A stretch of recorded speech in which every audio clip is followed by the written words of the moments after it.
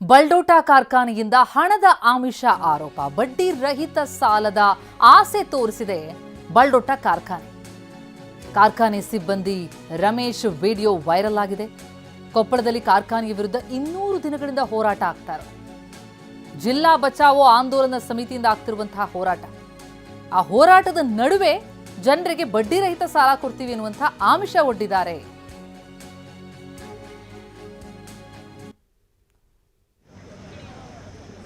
ಬಲ್ಡೋಟ ಕಾರ್ಖಾನೆ ಹೋರಾಟ ನಿರತರಿಗೆ ಬಡ್ಡಿರಹಿತ ಸಾಲದ ಆಸೆಯನ್ನ ತೋರಿಸಿದೆ ಎನ್ನುವಂಥದ್ದು ಈಗಿರುವ ಆರೋಪ. 200 ದಿನಗಳಿಂದ ಹೋರಾಟ ಆಗ್ತಾ ಇದೆ. ಸ್ಥಳಕ್ಕೆ ಪೊಲೀಸರು ಭೇಟಿ ಕೊಟ್ಟಿದ್ದಾರೆ.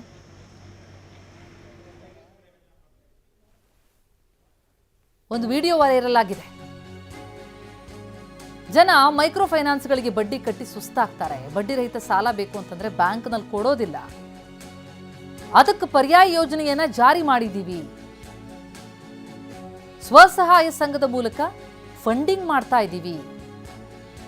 ಆರೋಗ್ಯ ಶಿಬಿರ ಸೇರಿ ಹಲವು ಕಾರ್ಯಕ್ರಮವನ್ನು ಮಾಡ್ತಾ ಇದ್ದೀವಿ ಎನ್ನುವಂತಹ ವಿಡಿಯೋ ಅದು. ಬಲ್ಡೋಟ ಕಾರ್ಖಾನೆ ಈ ರೀತಿ ಹಣದ ಆಮಿಷ ಒಡ್ತಾ ಇದೆ ಎನ್ನುವ ಆರೋಪ ಕೇಳಿ ಬರ್ತಾ ಇದೆ. ಸೊ ಅಷ್ಟೆಲ್ಲ ಟೆಕ್ನಾಲಜಿ ಇರತಕ್ಕಂತಹ ಯುಗದಲ್ಲಿ ನಾವಿದ್ದೀವಿ. ಕೆಲಸ ಮಾಡ್ತಾ ಇರೋ ಆಕ್ಟಿವಿಟಿಗಳನ್ನ ಸುಮ್ಮನೆ ಹೇಳ್ತೀನಿ ನಾನು. ಈಗ ಧರ್ಮಸ್ಥಳ ಸಂಘ ಅಂತ ಹೇಳಿ ಮಹಿಳಾ ಸಂಘಗಳ ಸಾಲ ಕೊಟ್ಟು 25% ಸಾಲ ಬಡ್ಡಿ ವಸೂಲಿ ಮಾಡ್ತಾರೆ. ಸ್ವಸಹಾಯ ಸಂಘಗಳನ್ನ ಮಾಡಿ ಅದಕ್ಕೆ ಫಂಡಿಂಗ್ ಮಾಡ್ತಾ ಇದ್ವಿ. ಆರೋಗ್ಯ ಶಿಬಿರಗಳನ್ನ ಮಾಡ್ತಾ ಇದ್ವಿ. ವಾಟರ್ ಪ್ಲಾಂಟ್ಗಳನ್ನ ಮಾಡ್ತಾ ಇದ್ವಿ. ವೆಂಚರ್ಸ್ಗಳನ್ನ ಹಾಕ್ತಾ ಇದ್ವಿ. ಗಿಡಗಳನ್ನ ನೆಡ್ತಾ ಇದ್ವಿ.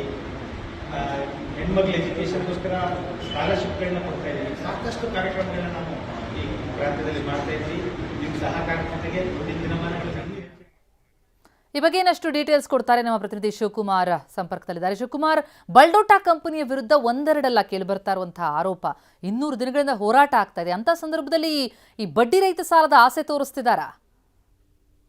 ಪ್ರತಿಮಾ, ನಿಜಕ್ಕೂ ಕೂಡ ಈ ಬಲ್ಡೋಟ ಕಾರ್ಖಾನೆಯ ವಿರುದ್ಧ ಕೊಪ್ಪಳ ಜಿಲ್ಲೆಯಲ್ಲಿ ದೊಡ್ಡ ಮಟ್ಟದ ಹೋರಾಟ ನಡೀತಿದೆ. ಆ ಕಾರ್ಖಾನೆ ಯಾವುದೇ ಕಾರಣಕ್ಕೂ ವಿಸ್ತರಣೆ ಆಗ್ಬಾರ್ದು ಅಂತ ಹೇಳಿ ಕಳೆದ 200 ದಿನಗಳಿಂದಲೂ ಕೂಡ ಇಲ್ಲಿ ಕೊಪ್ಪಳದಲ್ಲಿ ಹೋರಾಟ ನಡೀತಿದೆ.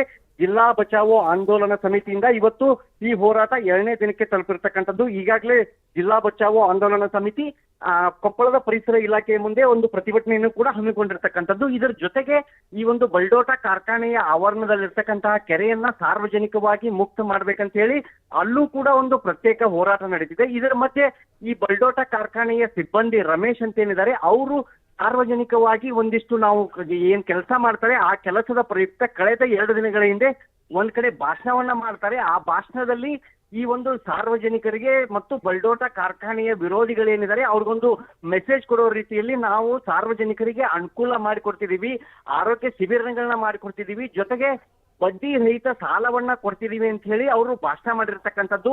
ನಿಮಗೆ ಧರ್ಮಸ್ಥಳ ಸಹಾಯ ಸಂಘ ಯಾವ ರೀತಿ ಇದೆ ಅದಕ್ಕೆ ಪರ್ಯಾಯವಾಗಿ ನಾವು ಬಡ್ಡಿ ರಹಿತ ಸಾಲವನ್ನ ಕೊಡ್ತಿದ್ವಿ. ಮೈಕ್ರೋ ಫೈನಾನ್ಸ್ಗಳು ಬಡ್ಡಿ ವಸೂಲಿ ಮಾಡ್ತವೆ, ಆದ್ರೆ ನಾವು ಯಾವುದೇ ರೀತಿ ಬಡ್ಡಿಯನ್ನ ತೆಗೆದುಕೊಳ್ಳಲ್ಲ, ನಿಮ್ಮಷ್ಟಕ್ಕೆ ನಿಮ್ ದುಡ್ಡು ನಿಮ್ ಕಡೆನೇ ಇರುತ್ತೆ, ಬಡ್ಡಿ ರಹಿತವಾಗಿ ಸಾಲವನ್ನ ಕೊಡ್ತೀವಿ ಅನ್ನೋದನ್ನ ಆಮಿಷ ಒಡ್ಡಿದ್ದಾರೆ.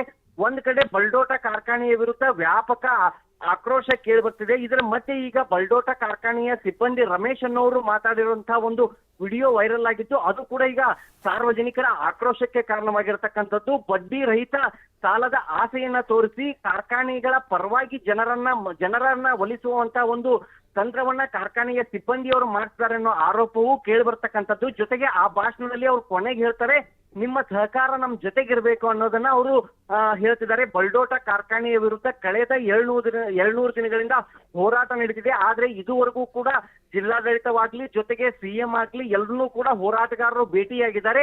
ಕಾರ್ಖಾನೆಯ ವಿಸ್ತರಣೆ ವಿರೋಧಿಸಿ ಅದಕ್ಕೆ ಒಂದು ಸ್ಪಷ್ಟ ನಿಲುವು ಇದುವರೆಗೂ ಕೂಡ ಸಿಕ್ಕಿಲ್ಲ. ಹಾಗಾಗಿ ನಿರಂತರವಾಗಿ ಕೊಪ್ಪಳದಲ್ಲಿ ಬಲ್ಡೋಟ ಬಚಾವೋ ಆಂದೋಲನ ಸಮಿತಿ ಏನಿದೆ ಅದು ನಿರಂತರವಾಗಿ ಹೋರಾಟ ಮಾಡಿರ್ತಕ್ಕಂಥದ್ದು. ಪ್ರತಿಮಾ, ಥ್ಯಾಂಕ್ ಯು ಶಿವಕುಮಾರ್.